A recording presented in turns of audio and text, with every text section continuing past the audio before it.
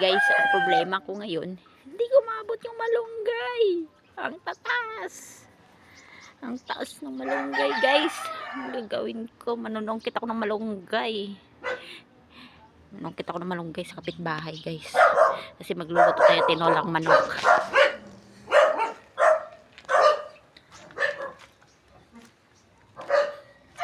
Ayan, guys. Ang taas, di ba? Problema ko ngayon, ilang piraso lang yung makukuha ko. Oh, malunggay, magpapalam lang ako sa iyo, manghingi ako sa puno mo ng malunggay, ha. Diba kinausap na yung malunggay, guys. Ako dito na lang ako nagpaalam sa punuan. Huwag kayong maingay. Baka malaman nilang kumuha ako ng bunga ng malunggay nila dito. Na.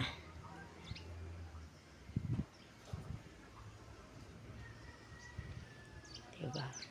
Sila yung makuha ko, guys, yung malunggay. Ilang peraso lang. Luluto ako ng tinolang manok. Diba? Tapos, uwi na tayo. At nagkumuha na tayo ng ilang pirasong daw ng malunggay. Paalam pa ako sa punuan.